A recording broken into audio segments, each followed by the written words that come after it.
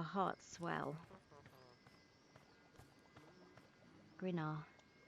Are you Grinnar? Can I ask you something? It's about Camlo. Stubborn Camlo. Sorrow Camlo. He must be the person they left behind in the old place. That's the impression I get, yes. They want to become a nest minder, but we've told Camlo many times why no ward crawls from the wellspring for them. But Camlo does not listen. Right, okay, sorry. For those of you who didn't watch the last streams, everybody in the Namar are genderless, sexless. They're all they them pronouns. They don't mate to make babies. It took us the first 15 hours of the game to find someone willing to talk about it because it's a taboo subject. So someone in the clan is assigned nest master to look after the wards when they're born. And they are born by going to a special river and asking Avar to grant them infants. Exactly, Alex, exactly. But our friend Nimar, he had something happen to him. He hasn't explained it yet, but he can no longer hear Avar. He can't speak to the planet. He can't speak to nature, which is why he's become an archaeologist and is looking for the history of his people through artifacts, because he can't hear all the stories through the Avar. His friend, who we're trying to find, Camlo, didn't go with the breakaway clan because he really wants to be a nest minder or nest master, whichever it is. But Avar has not granted them children for over 10 years, which a lot of them think is just to do with the balance of the planet and the poison that's spreading. They believe that everything is in balance, and if the planet's going to die, they die with it because that is the way of nature. Us as humans who are interfering with the system, we are trying to save a sampling of the animals and get the Namar to relocate to another planet. But it would be a planet that they can't communicate with. It wouldn't be Avar. So none of them want to go, which is why we're gathering them all in the grasslands. But we need to open the doors and cure some of the rot in order for them to do that. But yes, so we haven't seen any babies at all. We haven't seen any children at all because Avar has not granted them. But also the person who wants to be the new nest minder is being told that he is not qualified, and we are just, well, they are not qualified. Ava, it is Ava who does not provide, and it is Ava's decision. I know the chief is a little strict, but human, you know yourself how this world is going. The withering. The withering is the name of the blight, the poison.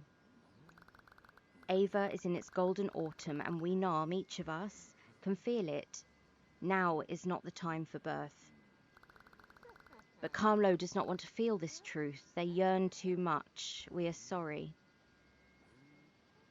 Which is interesting because I think that a lot of people playing this game would relate to that yearning to have children. And I say about it all the time in the Star Trek effect. I describe it as the Star Trek effect, and Seb, our lovely Seb, always laughs and says, oh, she's on it again. That's why I play fantasy games. I play fantasy games and space games because they are so often just one degree of separation away from our life. These games hide very human emotions and human dilemmas behind the premise of an alien race or an alien planet. And it all, if you kind of take one step back, it all comes back to our attitude on conservation, our attitude on how we treat each other, our attitude towards war, our attitude towards reproduction, towards our right, where our sense of entitlement comes from, like where our human rights start and the planet's rights start and where they overlap. Um,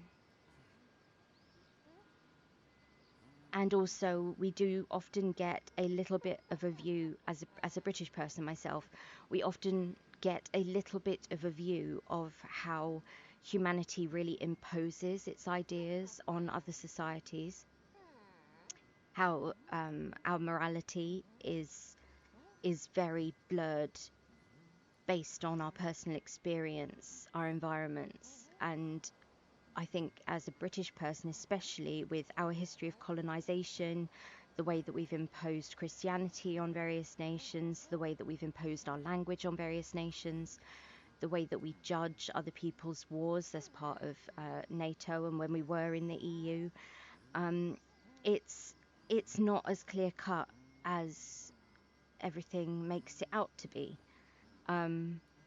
Our position is very different as a member of the the Western world, and it's very easy for us to say what's right and wrong without actually considering how other people have come to the decisions that they have.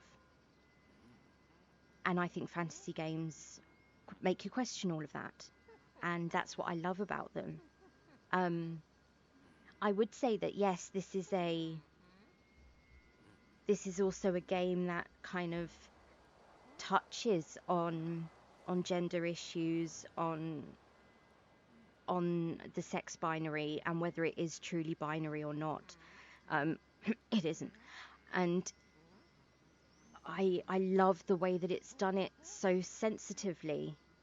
It's presented as a way that they've never thought about it. They've never had to think about it. Everybody does every job. There isn't that segregation of roles based on gender, just roles based on your calling, which is kind of idealized how we'd want things to be for us here. But I just think it's done really sensitively in this game, and it's also not. People could play this game and not even notice it. I notice it because I'm looking for it. I'm always looking for representation. I'm always looking for accessibility. I'm always looking for player choice. And I'm always looking at stories that make us question our humanity. But I think plenty of people could play this as a photographing, capturing animals game, like any Pokemon game, and not see it, but it would still fulfill all of their needs that they want from the game. I hope that makes sense. I think I'm just going to put a little marker in here